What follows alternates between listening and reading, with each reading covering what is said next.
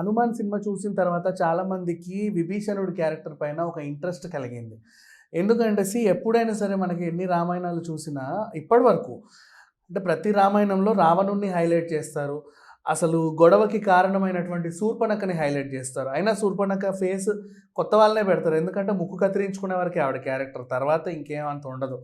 విభీషణుడి పాత్ర నిజంగా చాలా బాగా డిజైన్ చేసిన వాళ్ళు చాలామంది ఉన్నారు. కానీ ఓటీటీ రామాయణంలో చాలామంది చేశారు. అప్పుడప్పుడు టీవీ సీరియల్ రామాయణాల్లో కూడా ఉంటాయి. కానీ సినిమాటిక్ రామాయణంలో మాత్రం విభీషణుడి పాత్రని చాలామంది కొంచెం పర్వాలేదులే అన్నట్టు పెట్టారే తప్పితే మరీ ఎక్కువ ప్రయారిటీ ఎవరు ఇవ్వల. రీసెంట్లీ హనుమాన్ సినిమా చూసిన తర్వాత విభీషణుడి గొప్పదనం అందరికీ అర్థమైంది. చిరంజీవుల్లో ఒకడాయన. సో అట్లాంటి విభీషణుడు చాలా మంచి శక్తిమంతుడు అండ్ చాలా మంచి ఆయన అన్నట్టు అందరికీ మంచి ఒక అభిప్రాయం అయితే కలిగింది మొత్తానికి సముద్రకని క్యారెక్టర్ చూసిన తర్వాత. ఇక అసలు విషయానికి వెళ్తే బాలీవుడ్లో రామాయణం అనేది తీస్తున్నారు.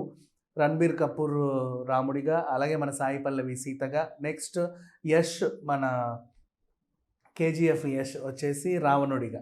ఇవన్నీ పక్కన పెట్టేసి అందరికన్నా ఇప్పుడు విభీషణుడి మీద పడింది. సరే ఈ క్యారెక్టర్లన్నీ వదిలేండి, ఇవి తెలిసినవే కదా.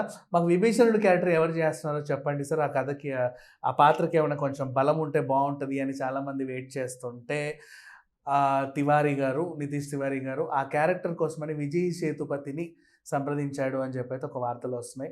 మరి యష్కి విజయ్ సేతుపతి తమ్ముడిలా ఎలా ఉంటాడో తెలీదు, కానీ it's okay, not bad. But విభీషణుడి పాత్రలో మాత్రం విజయ్ సేతుపతిని చూడొచ్చు అని ఒక వార్త అయితే చక్కర కొడుతుంది.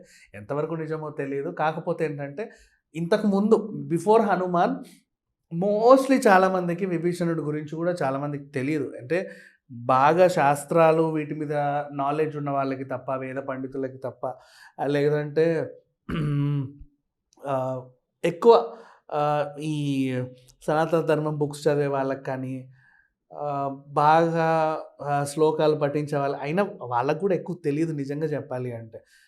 మర్చిపోయారు ఈ మధ్యకాలంలో రామాయణాన్ని చాలామంది.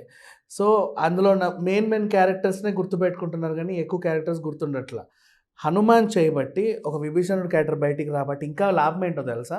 దీనివల్ల నాట్ ఓన్లీ విభీషణ్‌లో ఇంకా ఎన్ని హిడెన్ క్యారెక్టర్స్ ఉన్నాయి రామాయణంలో అని చెప్పి ఇప్పుడు రామాయణాన్ని కొత్తగా తెలుసుకోవడానికి యువత ప్రయత్నిస్తుంది. పైగా రామ మందిరం కూడా ఓపెన్ అయింది అయోధ్యలో.